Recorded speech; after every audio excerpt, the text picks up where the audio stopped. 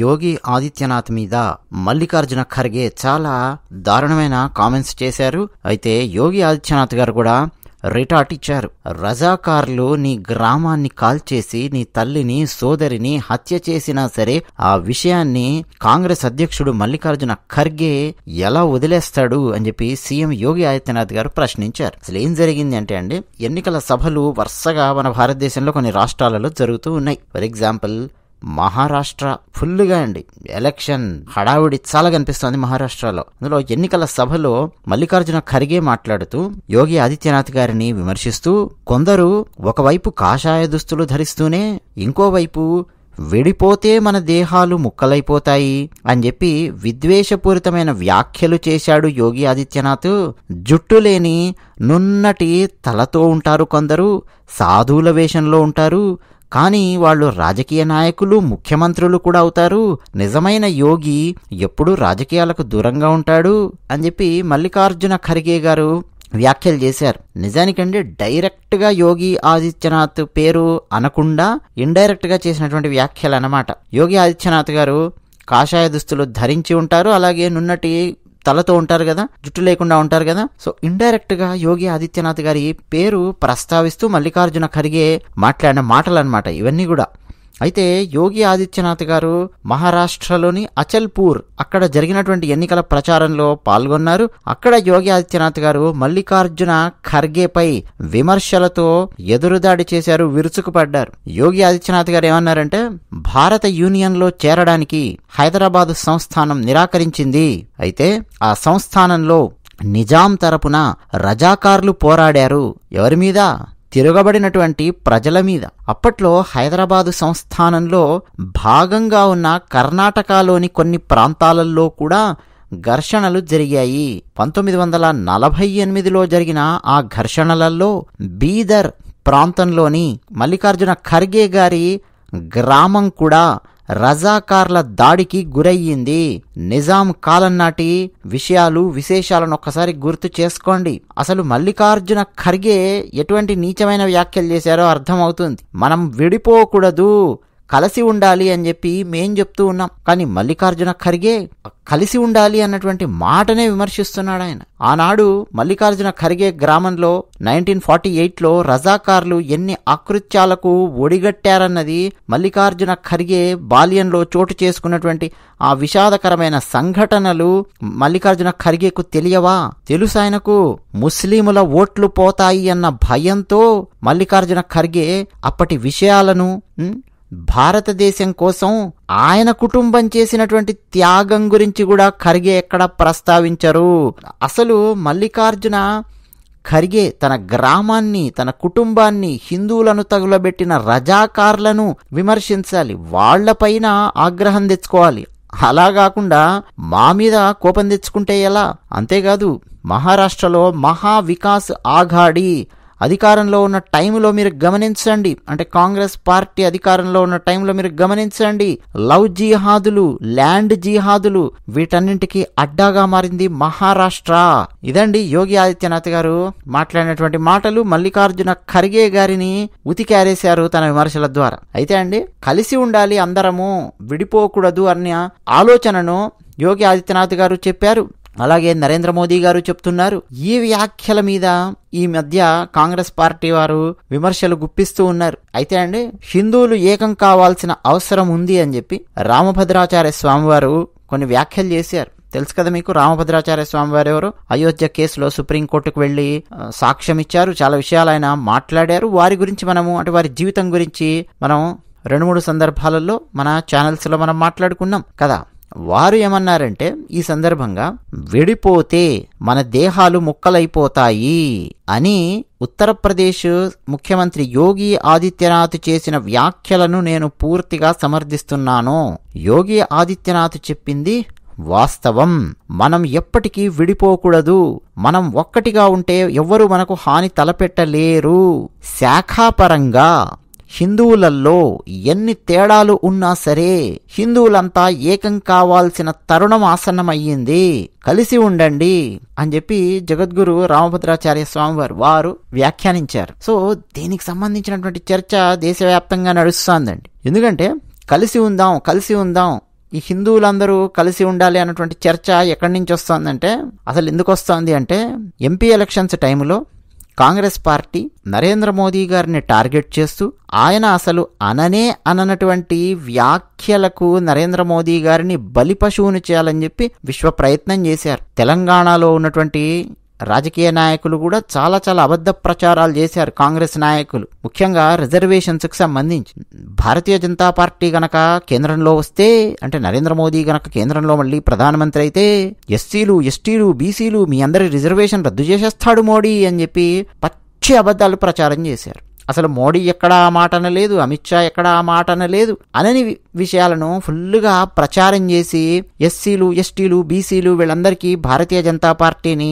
నరేంద్ర మోదీ గారిని దూరం చెయ్యాలి అన్న పన్నాగం పన్నారు కాంగ్రెస్ పార్టీ వారు. ఆ పన్నాగాన్ని ప్రజలందరూ తిప్పికొట్టారు. అక్కడక్కడ నమ్మినటువంటి వాళ్ళు మాత్రం కొంత దూరం జరిగే ప్రయత్నం చేశారు. కానీ వాళ్ళందరికీ కూడా అర్థమయ్యింది, ఎలక్షన్ రిజల్ట్ వచ్చాక అర్థమయ్యింది, నరేంద్ర మోదీ గారు మళ్ళీ ప్రధానమంత్రి అయ్యాక అర్థమయ్యింది తప్పు చేశాం కదా మనము అని చెప్పి నరేంద్ర మోదీకి ఓటు వేయనటువంటి వాళ్ళందరికీ అర్థమయ్యింది. ఎందుకంటే మోదీ ఎక్కడ రిజర్వేషన్స్ ఎత్తేస్తామని కానీ, ఎస్సీల రిజర్వేషన్ లాక్కుంటాం, బీసీ రిజర్వేషన్ లాగేస్తాం, ఇటువంటి మాటలే మాట్లాడలేదు. అసలు రిజర్వేషన్స్ విషయంలో చూస్తే బీసీల నోట్లో మట్టి కొట్టినటువంటి పార్టీ కాంగ్రెస్ పార్టీ. తెలంగాణలో వైఎస్ రాజశేఖర్ రెడ్డి గారు ఉన్నప్పుడు జరిగింది, అంటే కాంగ్రెస్ పార్టీ కదా ఆ టైం లోపల. సో బీసీల యొక్క రిజర్వేషన్లో నుంచి కొంత అడ్జస్ట్ చేసి మెల్లిగా తీసి ముస్లిమ్స్కు 4% రిజర్వేషన్ని కట్టబెట్టే ప్రయత్నం జరిగింది, అంటే ముస్లింల యొక్క ఓట్ల కోసం. తర్వాత కాంగ్రెస్ కర్ణాటకలో ఒక ప్రయత్నం చేసింది, మోర్ దాన్ 50% రిజర్వేషన్ తీసుకెళ్లాలి అని చెప్పి ప్రయత్నం చేస్తే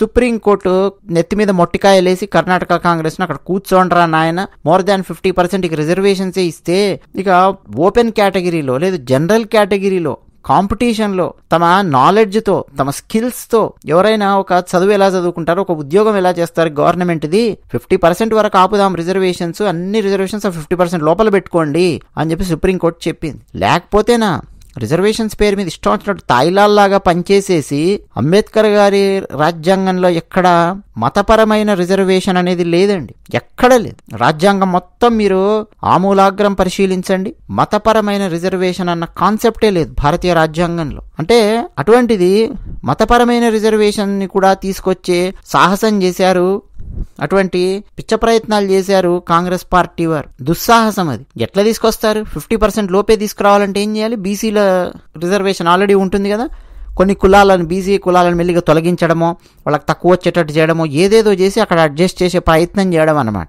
నెక్స్ట్ రాహుల్ గాంధీ వస్తే ఆ 50% గోడ కూడా బద్దలు కొడతానని చెప్పి మాట్లాడాడు. అంటే ఎంతసేపు దేశాన్ని విడివిడిగా ముక్కలు ముక్కలుగా ఓటర్లుగా చూస్తోంది కాంగ్రెస్ పార్టీ. మైనారిటీలను దువ్వే కార్యక్రమం కూడా కాంగ్రెస్ పార్టీ ఎలా చేస్తుందో కూడా మనం చూస్తున్నాం. రకరకాలుగా మైనారిటీలను దువ్వే ప్రయత్నం చేయడం. హైదరాబాద్ ఓల్డ్ సిటీకి హైటెక్ సిటీకి మధ్య ఎంత వ్యత్యాసం ఉందో, 30 సంవత్సరాల క్రితం హైటెక్ సిటీ కొండాపూర్ ప్రాంతం ఎలా ఉండేదో, డిఎల్ఎఫ్ ప్రస్తుతం ఉంది కదా గచ్చిబౌలి ప్రాంతం, విప్రో సర్కిల్, నానక్రామ్ గూడ, మణికొండ, అవన్నీ ఒక 30 సంవత్సరాల క్రితం ఎలా ఉండేవో ఇప్పుడు ఎలా ఉన్నాయో ఒకసారి పరిశీలించండి, తెలుస్తుంది. ఇప్పుడు నేను చెప్పినటువంటి ప్రాంతాలలో ఒక సామాన్యుడు ఇల్లు కూడా కొనలేడు, అంత కష్టం.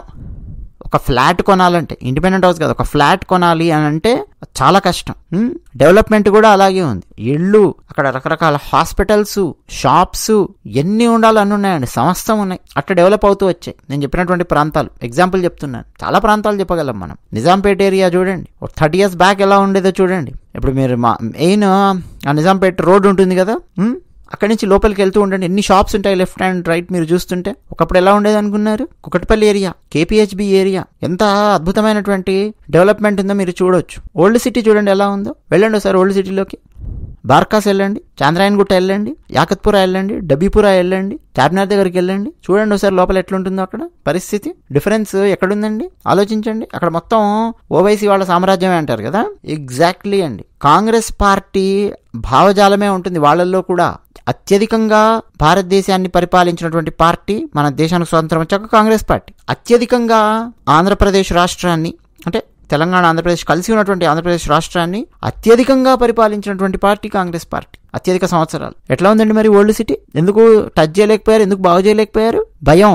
ఓవైసీ అని అంటే భయం అనమాట. అక్కడ ఎవరినేం కొట్టమనట్లేదు, తిట్టమనట్లేదండి. డెవలప్మెంట్ మనం మాట్లాడుతున్నది. ఇంకా అక్కడ ముస్లింల పిల్లలు సైకిల్ టైర్లకు పంచర్లు వేసుకుంటూ మిరపకాయ బజ్జీల బండి దగ్గర పాపం అక్కడ కూర్చొని ఏవో అమ్ముకుంటూ చాలా దారుణమైనటువంటి దయనీయమైనటువంటి పరిస్థితుల్లో చాలా చాలా కుటుంబాలు ఉన్నాయి. ఒక కుటుంబంలో ఒక జనరేషన్ కష్టపడ్డ తర్వాత జనరేషన్ అయినా ఇంకొంచెం ముందుకెళ్తుంది, ఆ తర్వాత జనరేషన్ ఇంకొంచెం ముందుకెళ్తుంది, ఆర్థిక పరంగా కానీ సామాజిక పరంగా కానీ. అటువంటి డెవలప్మెంట్ ఏమీ లేనటువంటి కుటుంబాలు, వేలాది కుటుంబాలు ఓల్డ్ సిటీలో మనకు దర్శనమిస్తాయి. ఈ కాంగ్రెస్ చేసినటువంటి పాపాలండి ఇవన్నీ కూడా. ముస్లింలను ఓటు బ్యాంకు కోసం మాత్రం వాడుకుంటారు వీళ్ళందరూ కూడా. అసదుద్దీన్ ఓవైసీ వీళ్ళందరూ కూడా మళ్ళీ తిరిగి ఈ కాంగ్రెస్ ఇప్పుడు అయ్యిందయ్యా కూటమి, ఇండైరెక్ట్గా వాళ్ళకి సపోర్ట్లు ఇవ్వడాలు, వాళ్ళకి ఆక్సిజన్ వచ్చే విధంగా రకరకాల స్టేట్మెంట్స్ ఇవ్వడాలు, ఇదే చేస్తుంటారు మొత్తం. యోగి ఆదిత్యనాథ్ గారు చాలా ఓపెన్గా డైరెక్ట్గా మనందరం కలిసిందాము, మనందరం కులాల లెక్కన విడిపోయి ఆలోచించడం మొదలెట్టామనంటే మాత్రం డెఫినెట్గా నాశనం అవుతాము.